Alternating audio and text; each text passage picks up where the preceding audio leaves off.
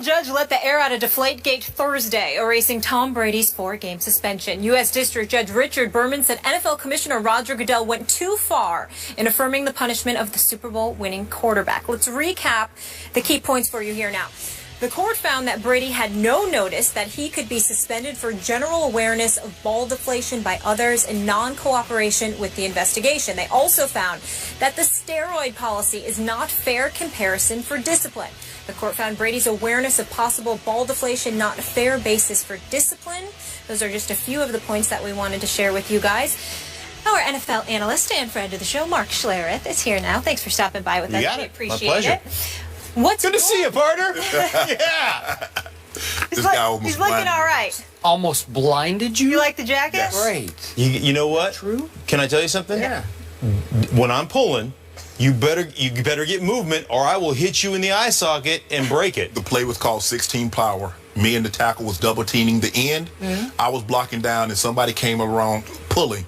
His fist went through my face mask. I was flying too. Had my eyes closed. I was just going to hit something. And he broke my eye socket. Orbital socket. Oh. Yep. Out for the season. Fist? Yes. And how hard I am. That was the last time. That was in 1995. That was the last time he actually pulled in the game. Well, that is true. You know what? They just said, listen, yeah, that guy, like, he can go this way, and he's pretty good at it. But pulling, we're not going to do that anymore. Was there any bad blood there? No. It was a freak accident. He was just running, and even though I played tight end, I kept my receiver's face mask. So I had a wide face mask, and it just went right through. And Alex Gibbs, our offensive line coach, called him numb something.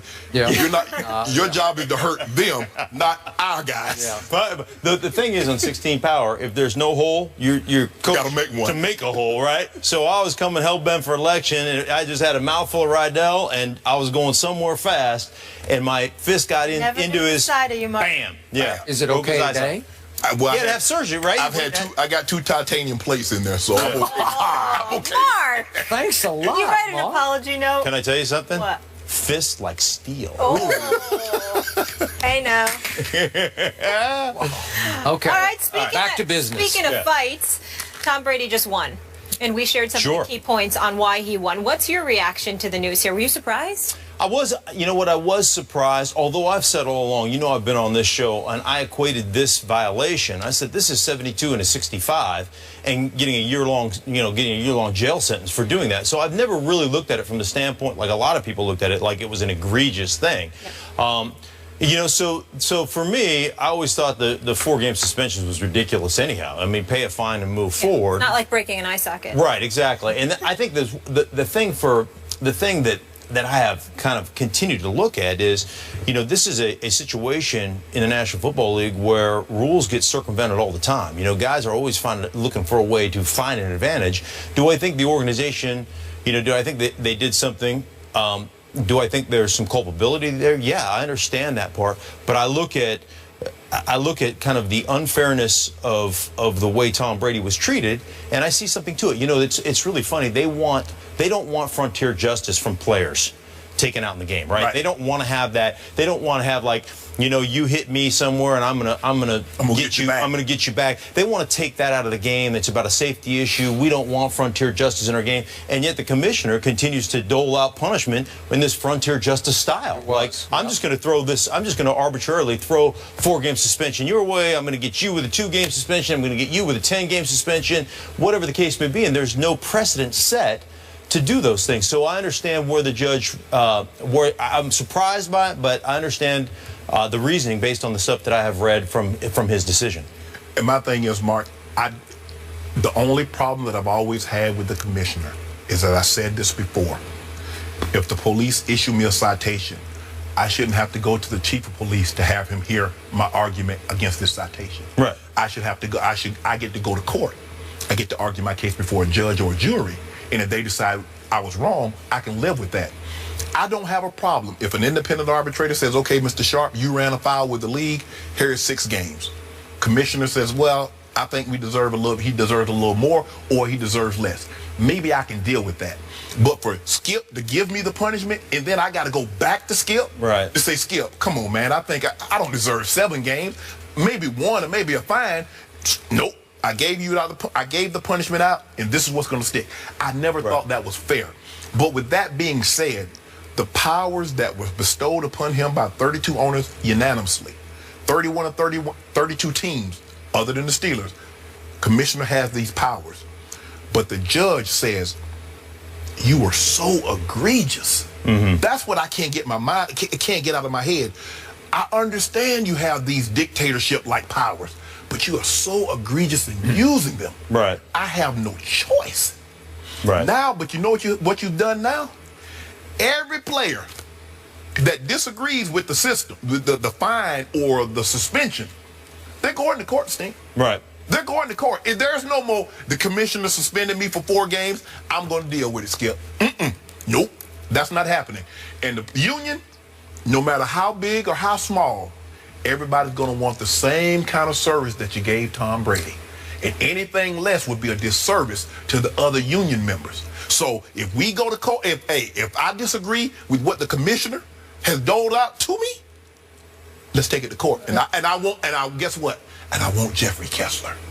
Okay, but remember, if the league has a smoking gun on you, a positive drug test, let's say, I'm not talking about the steroid suspensions or the drug suspensions. Yeah, but those are standard, right? Every player knows. You go into it and you say, okay, listen, I smoke weed and I've done it 3 times, and if I get caught again doing it, I'm getting suspended. If I use steroids, performance-enhancing drugs, or I have a first time for steroids, right? gone. If I have something in my system that doesn't, because every guy stands up and goes, boy, oh boy, you know what? I've taken these supplements and I had no idea, and I'm like, oh, stop it. If we can just stop the rogue company that keeps poisoning our athletes, right? Stop it. You're using something that's illegal. Let's move on. Take your 4-game suspension and call it good. My thing to that, all I say is when the guy says, man, I was taking something, it's my fault. Show us what you was taking. All you got to do is bring it out there on national television and say, well, this is what I took. But nobody wants to bring that syringe out there. No. So remember, this judge was supposed to focus upon the process, not the merits of the case, though the merits kept coming out as he tried to explore the process. And the merits seemed to swing wildly in favor of Tom Brady's case. So he kept saying no notice. Every bullet point I read here in his ruling is no notice. Brady had no notice of this, no notice of this, no notice he was going to get the 4-game equivalent of a PED suspension. But in the end, big picture, I still step away from this and say this was an enormous blow to the quote-unquote absolute power of this commissioner, wielded by this commissioner. And my favorite line in the ruling sent down by Judge Berman is that Commissioner Goodell may be said to have dispensed his own brand of industrial justice. You called it, what was yours, Wild West justice or frontier justice? Yeah. Right. Okay, but I love this. He dispensed his own brand of industrial justice. Right. This judge was offended by his industrial justice that he wielded upon Tom Brady with no direct evidence, no smoking gun. Well, the thing that was interesting to me was, it's a discovery process. So you're going into an appeal, and they have all this testimony against you. And you've asked for, from a discovery standpoint, can we look at those records? And the commissioner said, no, you can't look at what we have. And then you're going into an arbitration case with the commissioner without looking at all the evidence that they have, because they won't turn it over to you to let you investigate it. And that's what the judge said, is like, that's a complete violation. That's not how we do business here. But this will only be a substantial blow to his power if it goes to the appellate court and Brady wins again. Because if he loses, he's all powerful again. Okay, but you said earlier that you thought this was such an early blow that it would resonate. I would, but see, this is not, I'm just saying me. I would just leave it alone. But he can't.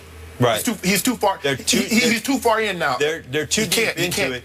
And it just, for me, it goes, if you're the NFL, you have had so much bad publicity over the last year and a half, over the last 18 months. I mean, 18 months has been... we talk about protecting the shield. That shield has been tarnished based on the decisions that you have made. I mean, you brought it down upon yourself. And if these league owners, all 32 of them, actually looked at it and said, you know what? It can't be judge, jury, and executioner. There needs to be a system of checks and balances. and we need to take that authority away from our commissioner and put it in the hands of an independent arbitrator because it's just good business for us. I mean, the bottom line, every business, you know what falls every big business? It's death by 1,000 paper cuts. And the NFL right now, with the concussion issues and with these issues and all these things, it's a paper cut here, a paper cut here, a paper cut here, and eventually, guess what? Everything starts to crumble from within. The only way the commissioner really starts to lose some of his powers, he's going to need the big six. The Morrows, the Rooneys, Jerry Jones, Richardson in Carolina. When the big guns come out, right now we can say all this we want to. When the big guns come out, then he'll heed. Shannon, save that because we're going to discuss that coming up here. The Super Bowl champs are staying put. And Skip, obviously, you've been around this league for a really long time, and we want to focus in on Roger Goodell. Brady, obviously, off the hook. But how does this affect Goodell and the NFL specifically? We will get into that further next. The Big Six. Yes.